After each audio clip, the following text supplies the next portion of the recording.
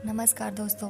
आज हम आपको सुनाएंगे सप्ताह का दूसरा दिन यानी सोमवार व्रत कथा। तो चलिए शुरू करते हैं। एक नगर में एक बहुत धनवान साहूकार रहता था, जिसके घर में धन की कमी नहीं थी, परंतु उसको एक बहुत बड़ा दुख था कि उसके कोई पुत्र नहीं था। वह इसी चिंता में दिन रात लगा रहता था।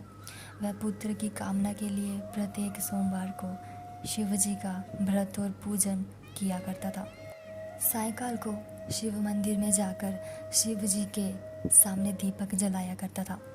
उसके इस भक्ति भाव को देखकर एक समय माता पार्वती जी ने शिव जी महाराज से कहा कि महाराज, ये साहूकार आपका अनन्य भक्त है और सदैव आपका व्रत और पूजन बड़ी श्रद्धा से करता है।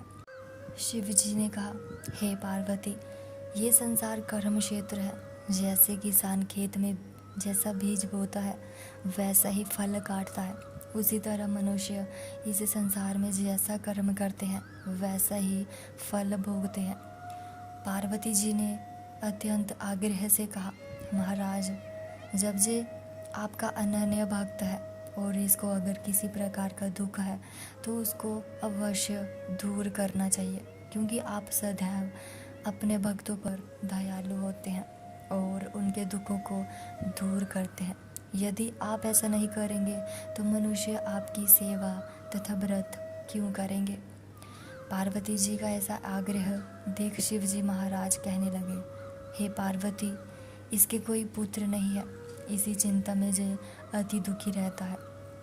इसके भाग्य में पुत्र ना होने पर भी मैं इसको पुत्र की प्राप्ति का वर देता हूँ, परंतु ये पुत्र केवल 12 वर्ष तक जीवित रहेगा। इसके पश्चात वह मृत्यु को प्राप्त हो जाएगा।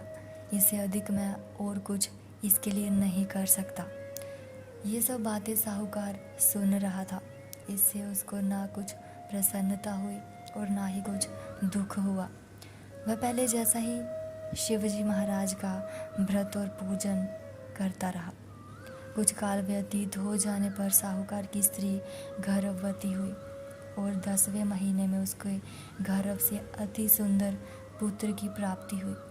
साहूकार के घर में बहुत खुशी मनाई गई, परंतु साहूकार ने उसकी केवल 12 वर्ष की आयु जानकर अधिक प्रसन्नता प्रकट नहीं की और ना ही किसी को वेद ही बताया। जब वह बालक 11 वर्ष का हो गया तो उस बालक की माता ने उसके पिता से विवाह आदि के लिए कहा, तो वह साहूकार कहने लगा कि अभी मैं इसका विवाह नहीं करूँगा, अपने पुत्र को काशी जी पढ़ने के लिए भेजूँगा। फिर साहूकार ने अपने साले अर्थात बालक के मामा को बुलाकर उसको बहुत सा धन देकर कहा, तुम इस बालक को काशी जी पढ़ने के लिए ले जाओ और रास्ते में जिस स्थान पर भी जाओ यज्ञ तथा ब्राह्मणों को भोजन कराते जाओ। वह दोनों मामा भांजे यज्ञ करते और ब्राह्मणों को भोजन कराते जा रहे थे। रास्ते में उनको एक शहर पड़ा। उस शहर में राजा की कन्या का विवाह था और दूसरे राजा का लड़का, जो विवाह कराने के लिए बारात लेकर आया था, वह एक आंख से काना था। उसके पिता को इस बात की बड़ी चिंता थी कि कहीं वर को देख कन्या के माता पिता विवाह में किसी प्रकार की अड़चन पैदा न कर दे। इस कारण जब उसने अति सुंदर सेठ के लड़के को देखा तो मन में विचार किया कि क्यों न दरवाजे के समय इस लड़के से वर का काम चलाया जाए। ऐसा विचार कर वर के पिता ने उस लड़के और मामा से बात की तो वे राजी हो गए। फिर उस लड़के को वर के कपड़े पहनाकर घोड़ी पर चढ़ा दरवाजे पर ले गए और सब कार्य प्रसन्नता से पूर्ण हो गए। फिर वर के पिता ने सोचा कि यदि विवाह कार्य भी इसी लड़के से करा लिया जाए तो क्या बुराई है। ऐसा विचार कर लड़के और उसके मामा से कहा, यदि आप फेरों का और कन्यादान का काम भी करा देते हो तो आपकी बड़ी कृपा होगी और मैं इसके बदले में आपको बहुत धन दूंगा। तो उन्होंने स्वीकार कर लिया और विवाह कार्य भी बहुत अच्छी तरह से संपन्न हो गया। परंतु जिस समय लड़का जाने लगा तो उसने राजकुमारी की चुंदड़ी के पल्ले पर लिख दिया कि तेरा विवाह तो मेरे साथ हुआ है, परंतु जिस राजकुमार के साथ तुमको भेजेंगे वह एक आँख से काना है और मैं काशी जी पढ़ने जा रहा हूँ। लड़के के जाने के बाद उस राजकुमारी ने जब अपनी चुंदड़ी पर ऐसा लिखा हुआ पाया तो उसने राजकुमार के साथ जाने से मना कर दिया और कहा कि ये मेरा पति नहीं है, मेरा विवाह इसके साथ नहीं हुआ है, वह तो काशी जी पढ़ने गया है। राजकुमारी के माता पिता ने अपनी कन्या को विदा नहीं किया और बारात वापस चली गई। उधर सेठ का लड़का और उसका मामा काशी जी पहुंच गए। वहां जाकर उन्होंने यज्ञ करना और लड़के ने पढ़ना शुरू कर दिया। जब लड़के की आयु 12 साल की हो गई, उस दिन उन्होंने यज्ञ रचा रखा था कि लड़के ने अपने मामा से कहा, मामा जी आज मेरी तबीयत कुछ ठीक नहीं है। मामा ने कहा, अंदर जाकर सो जाओ। लड़का अंदर जाकर सो गया और थोड़ी देर में उसके प्राण निकल गए।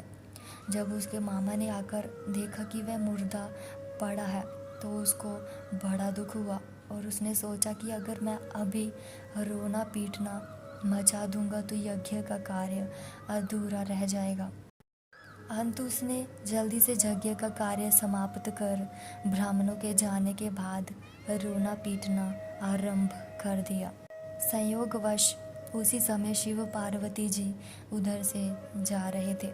जब उन्होंने ज़ोर ज़ोर से रोने की आवाज़ सुनी तो पार्वती जी कहने लगी, महाराज कोई दुखिया रो रहा है, इसके कष्ट को दूर कीजिए।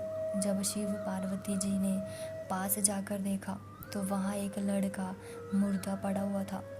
पार्वती जी कहने लगी, महाराज ये तो उसी सेठ का लड़का है जो आपके वरदान से हुआ था। शिव जी कहने लगे, हे पार्वती इसकी आयु इतनी ही थी, वह ये भोग चुका है। तब पार्वती जी ने कहा, हे महाराज इस बालक को और आयु दो, नहीं तो इसके माता पिता तड़प तड़प कर मर जाएंगे।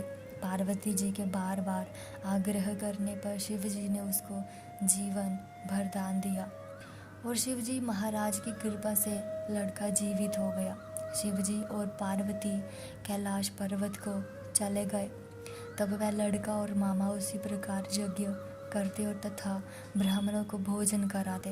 अपने घर की ओर चल पड़े। रास्ते में उसी शहर में आए जहाँ उसका विवाह हुआ था। वहाँ पर आकर उन्होंने यज्ञ आरंभ कर दिया तो उस लड़के के ससुर ने उसको पहचान लिया और अपने महल में ले जाकर उसकी बड़ी खातिर की। साथ ही बहुत से दास दासियों सहित आदर पूर्वक लड़की और जमाई को विदा किया। जब वह अपने शहर के निकट आए तो मामा ने कहा कि मैं पहले तुम्हारे घर जाकर खबर कर आता हूँ।